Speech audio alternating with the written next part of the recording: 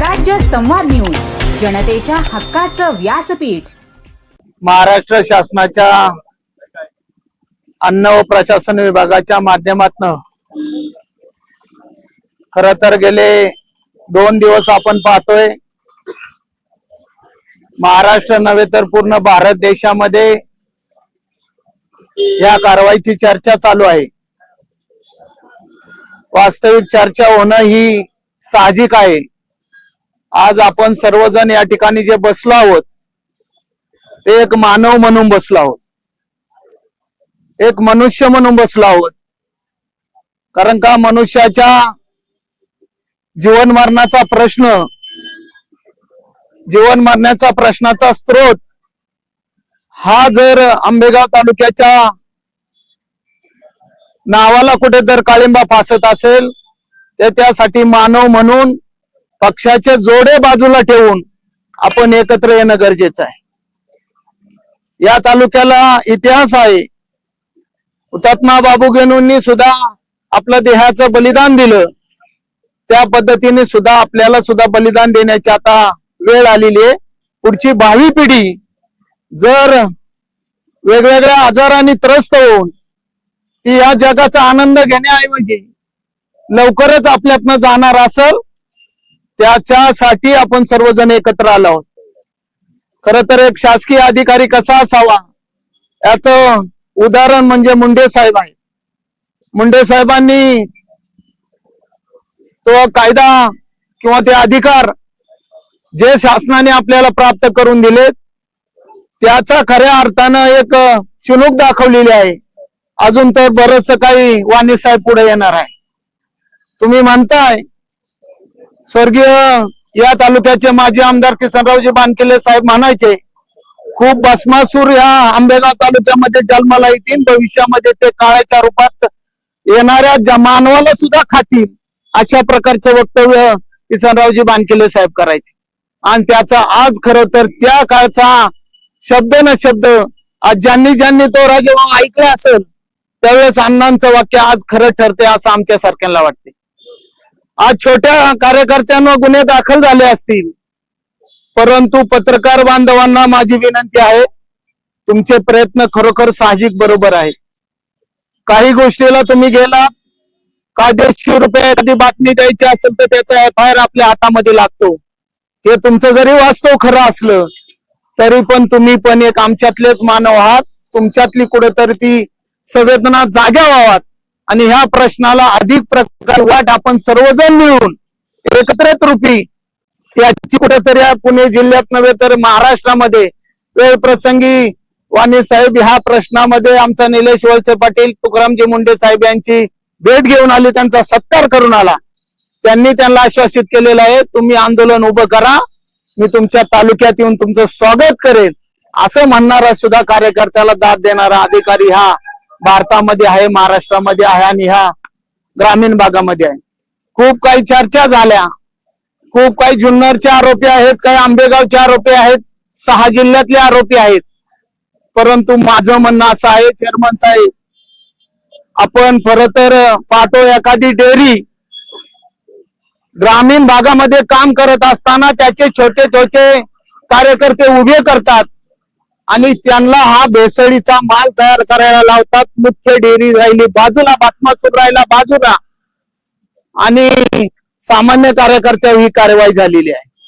मग भस्मासूर कोण आहे याच्या शोधामध्ये जाण्यासाठी वेळ प्रसंगी आपल्याला हायकोर्टामध्ये, सुप्रीम कोर्टामध्ये रिट पिटिशन दाखल करावाच लागेल। मानव म्हणून आपण कुठेतरी एकत्र आलं पाहिजे, ही धारणा आपल्या सगळ्यांची झाली पाहिजे।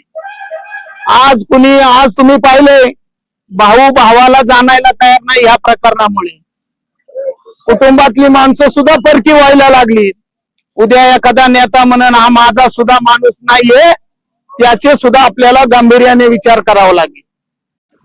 मग आंबेगाव तालुक्याचं नाव जरी खराब आज करण्याचं काम, आता राजाभाऊ म्हणले आमच्या मंचरचा सबंध नाही, परंतु राजाभाऊ मंचर हे आपलं मुख्य ठिकाण आहे, मुख्य नगरी आहे। मंचरचं नाव खराब झाले म्हणजे आमच्या गावाचं सुद्धा, आमचं सुद्धा नाक खराब झाल्यासारखं आम्हाला वाटते। कारण का या तालुक्यामध्ये खूप काही आपण मिळवलंय, खूप काही आपल्याला करायचंय, आशा वल्गण्या करणारे खूप कार्यकर्ते आपल्याला भेटतील. परंतु आज जनतेने यापूर्वीच्या काळामध्ये जो लोढा म्हणून आरोपी आहे, त्या आरोपी अशा 2 वेळा यापूर्वी सुद्धा कार्यवाही झाली होती. पण ती कार्यवाही या तालुक्यातल्या प्रतिनिधींनी दाबली की काय, ही शंका. त्यावेळेस ते तर मंत्री होते, त्यावेळेस तर ते सगळी पदं भूषवत होते, आणि लोढा सारखा एक माणूस येतो आणि आंबेगाव तालुक्यामध्ये भेसळयुक्त दूध निर्माण करतो. त्यावेळेच्या पीआयला नाही तसा त्रास झालेला आहे, आम्ही डोळ्यांनी पाहिलेला आहे, मनसरच्या पीआयला राजाभाऊ. मग लोढाला ज्यावेळेस त्याच काळामध्ये जर नागमुसक्या आवडल्या असत्या लोढाच्या, तर आज कितीतरी निष्पाप लहान मुलं असतील, निष्पाप नागरिक असतील, जे दूध पिले त्यांना या दुधापासून कॅन्सर झाला असेल, त्यांना शुगर चालू झाली असेल, त्यांना बीपीचा त्रास चालू झाला असेल, अनेक पक्षघाताचे आजार झाले असतील.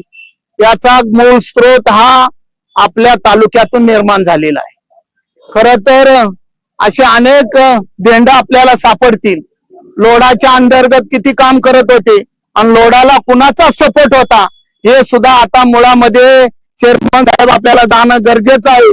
यापूर्वी लोढावर झालेल्या केसेस त्याची कागदपत्र आपण गोळा करू आणि त्याच्यामध्ये कोणत्या त्या काळी का त्या स्वरूपामध्ये त्याची कारवाई थांबली आणि आत्ताची कारवाई थांबू नये म्हणून आपण तुकारामजी मुंडे साहेबांकडे जाऊ.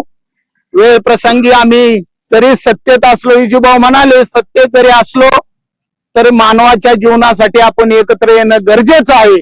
सत्ता ह्या तर येतात जातात, परंतु आपल्याला सत्तेची लांगलुच्चगिरी नसावी आणि आंबेगाव तालुक्यातल्या जनतेच्या भावनाची खेळणाऱ्या वेळ प्रसंगी लोकप्रतिनिधींना सुद्धा याच्यामध्ये आपल्याला खेचण्याची वेळ आली तरी आपण मागे पुढे पाहायचं नाही, अशी आपण सर्वांना विनंती करतो. मुंडे साहेबांकडे आपण जाऊया आणि सगळेजण निवेदन देऊया. परंतु माझं सगळ्यांना विनंती आहे, एक मोठे जल आंदोलन आपण उभं करूया. उभ्या भारत देशामध्ये आंबेगाव तालुक्यातले भस्मासुराचा भस्मासूर कोण आहे हे शोधण्याची सुद्धा त्या जल आंदोलनातनं एक दिशा ठरवू आणि त्या जन आंदोलनामधनं आपण पुढे आणू की भस्मासुरांना आता आपण सोडायचं नाही. वेळ प्रसंगी आता सुरेश भाऊ म्हणाले गुन्हे दाखल होतील, काय होतील, राहिलंच किती आपलं आयुष्य सुरेश भाऊ, इन 20-30 वर्ष. आणि मग जनतेच्या पुढे भावी जगण्यासाठी आपल्याला जर जगता येत नसेल आणि मग आपल्या जीवनामध्ये काय अर्थ उरतोय. जर भस्मासुरांना दाबायची वेळ आणि भस्मासुरांचा भ्रष्टाचार आणि भ्रष्टाचारांचे काळे धंदे बाहेर काढल्याशिवाय आपण गप्प बसायचं नाही, अशी शपथ आपण सगळेजण घेऊया. भीमाशंकर चरणी एक आपण आंदोलन भीमाशंकरला जाऊ, सर्वजण अभिषेक करू आणि तिथून नजीकच्या काळामधलं 1-4-5 दिवसामधला आंदोलन उभं करूया. सामान्य नागरिकांना एकत्र घेऊया आणि या जनधन आंदोलनामध्ये पुढे नेऊया. खूप बगलबच्चे खूप दमबाज्या देऊ द्या, परंतु मी तुम्हाला सांगतो वेळ प्रसंगी आपण सुद्धा तयारीतच राहायचं. आला त्याला आडवा करण्याची सुद्धा भूमिका आपण ठेवा, कायद्याने त्याला आडवं करूया. आपल्या थोडी संघटनेला माणसाला एखाद्या आंदोलनामध्ये भाग घ्यायचा असेल तर त्याच्या जीवनाची पर्वा न करता त्यांनी त्या आंदोलनामध्ये भाग घ्यावा. अशा प्रकारची मी ग्वाही आंबेगाव तालुक्यातील असेल, जुन्नर तालुक्यातील असेल, खेड तालुक्यातील असेल, सर्व सामान्य नागरिकांना मी सांगतो, या जल आंदोलनासाठी पाठिंबा द्या.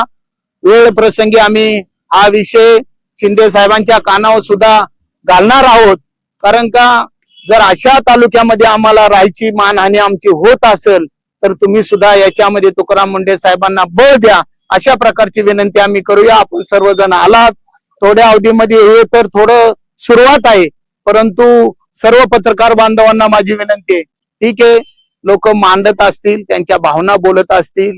जुन्नर तालुक्यातला पत्रकार सुद्धा एक माणूसच आहे, आपल्या तालुक्यातले पत्रकार सुद्धा माणूसच आहेत, परंतु वेळ प्रसंगी आपल्या सुद्धा वाचा भावना ते वेळोवेळी फोडत असतात, वेळोवेळी आपले प्रश्न सुद्धा उचलत असतात. परंतु माझी एक सर्वांना विनंती आहे, हा झाला दुधाचा प्रश्न. आदिवासी विकास महामंडळाच्या टेंडरच्या संदर्भामध्ये मागे सुद्धा आंबेगाव तालुक्याची बातमी अशीच आबरू गेली होती.